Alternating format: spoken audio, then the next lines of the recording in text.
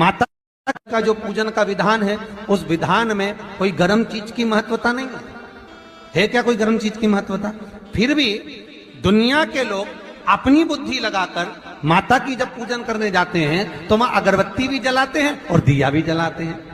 अब एक तरफ तो तुम माता को ठंडा पानी का भोग लगा रही हो, एक तरफ तो ठंडा भोजन चढ़ा रही हो, एक तरफ तो ठंडे का प्रयास कर रही हो, और ऊपर से माता को तुम दिया लगाकर अगरबत्ती लगाकर तुम माता को सम्मुख में गर्म तत्व को प्रदान कर रही हो। और फिर आकर कहती हो कि मेरा बच्चा क्यों बीमार पड़ता है, मेरे पति को आगे बार बार ये कष्ट क्यों आता है, घर में लोग चिड़चिड़े क्यों हो जाते हैं, घर में लोग क्लेश क्यों करते हैं, आखिर कारण क्या है? तो कारण तो तुम खुद हो कि जो चीज लिखी है वो ना करते हुए दुनिया जो कर रही है तुम वो करना चाहते। तुम भगवान की पूजन उस विधान से नहीं करना चाहते जो विधान शास्त्रों में, जो शास्त्रार्थ विधान कहता है।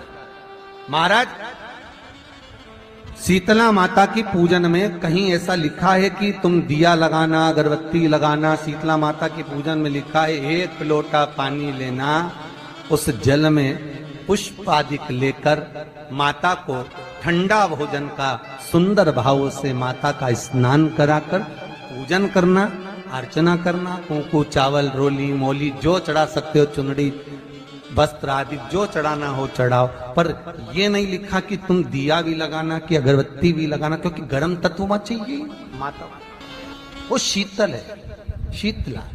और अगर तुम दिया लगा भी रहे हो, मान लो दिया अगर तुम लगा भी रहे हो तो उसके सम्मुख ना लगे, उससे दूर, बहुत दूर। ठंडे समय में, शीतल समय में शीतला माता ने ये नहीं किया कि रोटी बना के उठो और थाली लेके लाइन में लग जाओ। तुम देखना शीतला माता की पूजन करने लोग जाते ना शीतला सप्तमी शीतला अष्टमी पे, बस 11 बजे तक तो रोटी बनाती रहेगी, सामान बनाती रहेगी, 1-1.5 घंटा में ठंडा हुआ, 12:30 बजे उठ के सीधे लाइन में लग जाएगी, जल्दी से पूजन करके सो जाऊंगी, काम खत्म। शीतला माता ने भी सोच लिया बस तूने मुझे बेवकूफ बनाया, अब रुक जा तू। 11 बजे तक भोजन बनाया, 10 बजे तक भोजन बनाया, 1 बजे रात को लाइन में लग गई पूजन करने के लिए। 1 बजे रात को न जाने किसने पहला दी कि 1 बजे रात को लग जाओ लाइन में, सुबह तक पूजन करके अपने घर आ जाओ, फिर आराम से आके सो जाओ। अब इतनी जल्दी क्या है भगवान के पूजन की? माँ की पूजन करने जा रहे हो, माता से लाड़ लड़ाने जा रहे हो, अपनी माता से अपने दिल की बात कहने के लिए जा रहे हो, अपने स्नेह की बात कहने के लिए जा रहे हो, तो धीरे धीरे प्रेमवश आनंद से माता की आराधना शीतल समय में, ठंडे समय में। ठंडे समय का मतलब है भीतर से ठंडे होकर, अपने भीतर से ठंडे होकर। अब अपने भीतर तो ठंडा ही है ही नहीं ना, जल्दी जल्दी चलो, और आदि बहुत पतली खुशी है, और ये कितना बड़ा कपड़ा थाली पे ढाक ढुका के लाइन में खड़ी है शीतला माता। शीतला माता, या हाथ में लोटा या हाथ में थाली, और इतनी देर में पड़ोसन निकल के बाजू में से जा रही थी और लोटा थोड़ा सा ढुल गया। अब यहां शीतला माता की पूजन करनी आई और ये हो गई चंद्र घंटा, लोटा जरा सा ही पानी का झलका, देख के नहीं चल सकती। ठंडा भोजन हाथ में, लोटा ठंडा पानी का, और अंदर अग्नि। शीतला माता भी कह रही इसको अजान दो पहले, इसको क्या मतलब? भीतर से शीतल होइए, भीतर से ठंडे होइए। चित्त वृत्ति मन जब भीतर से शीतल होगा, ठंडा होगा, तो मेरी शीतला माता, तुमने पूजन करा ना करा, मेरी शीतला माता प्रसन्न हो जाएगी। बस भीष्म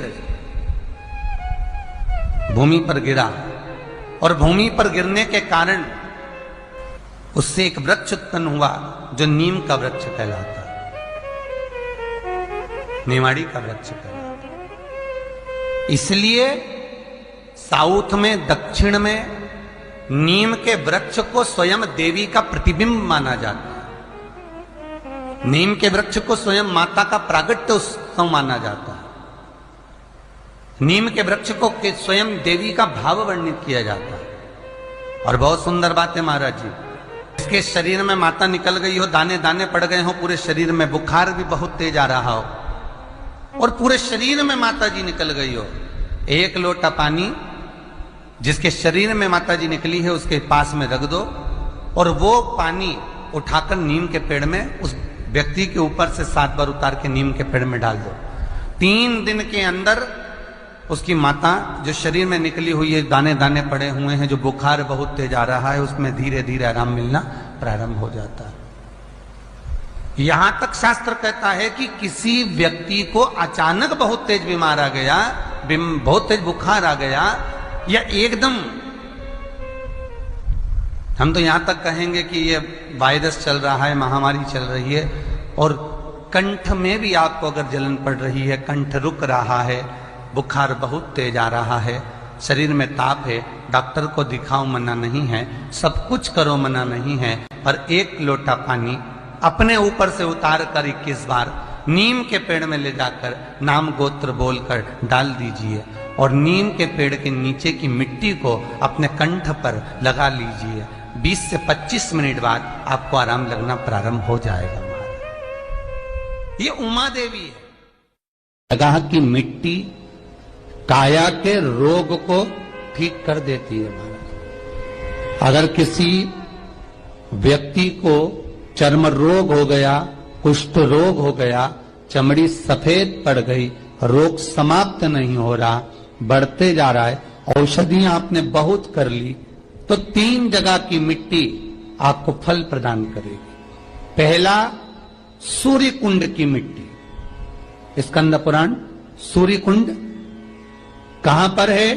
तो कहा दतिया और झांसी के बीच में सूर्य कुंड निवास करता है। उस सूर्य कुंड की मिट्टी को लाकर जिस व्यक्ति को कुष्ठ रोग हो गया हो, शरीर की चमड़ी सफेद पड़ गई हो, स्कंद पुराण कहती है सूर्य कुंड की मृदा लगा लेने से 5 से 7 दिन में रोग समाप्त होने लगता है महाराज। पर सूर्य को सर्वाधिक प्रियता क्या? सर्वाधिक प्रियता सूर्य को क्या? क्योंकि सूर्य तपता है, तो उस तपन को मिटाने के लिए सूर्य देवता के शरीर पर गाय का घृत मला जाता। जैसे शनि को तेल लगाया जाता है, सूर्य को घृत मला जाता। इसलिए सूर्य कुंड का एक नियम है कि सूर्य कुंड पर से अगर हम मिट्टी लेकर आते हैं, शरीर पर लगाने के बाद जब शरीर का चर्म रोग समाप्त हो जाए, सफेद चमड़ी अपने वापिस रंग में आ जाए, तब आप जितनी कामना कर आते हैं उतना घी उस सूर्य कुंड के पास में डालना पड़ता है। 1 किलो, 2 किलो, आधा किलो, 250 ग्राम, 25 ग्राम, 50 ग्राम, जो आपने कामना करी है उतना चढ़ाना पड़ता। पर वो घी गाय का होना चाहिए, और उस घी का प्रयोग कोई नहीं कर सकता। इसलिए आज भी स्कंद पुराण में तो केवल सूर्य कुंड का वर्णन है, घृत का वर्णन है, पर स्थान आज भी झांसी और दतिया के बीच में जो सूर्य कुंड विराजमान है, आज भी वहां पर कुंड के पास में एक घी का कुआं है जिसमें घी डाला जाता है, पर उस घी का प्रयोग कोई दुनिया का व्यक्ति नहीं कर सकता। जो करता है वो शरीर में फपोले पड़ जाते हैं और बाद में सड़कर मर जाता है, पर गंध नहीं, घृत है। 3 जगह की मृदा जीव को सुख का अनुभव कराती है। पहला सूर्य कुंड महाराज।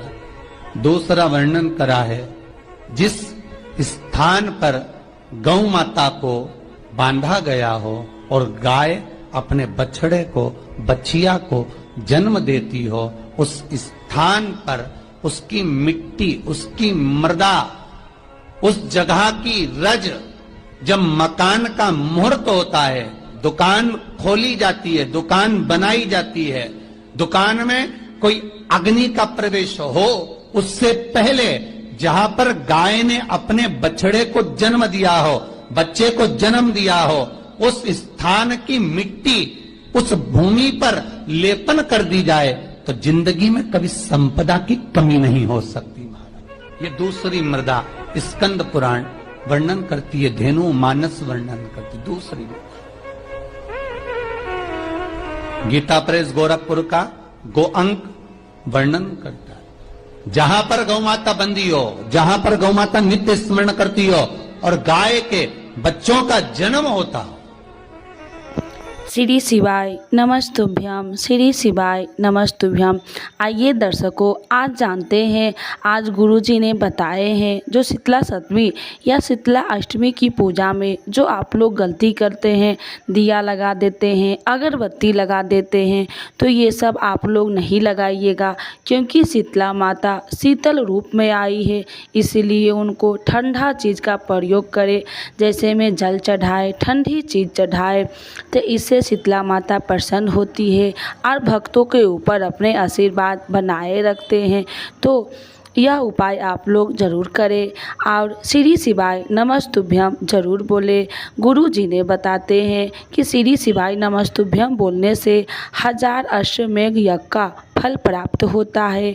तो एक बार प्रेम से बोलिए श्री शिवाय नमस्तुभ्यम, श्री शिवाय नमस्तुभ्यम। हर हर महादेव।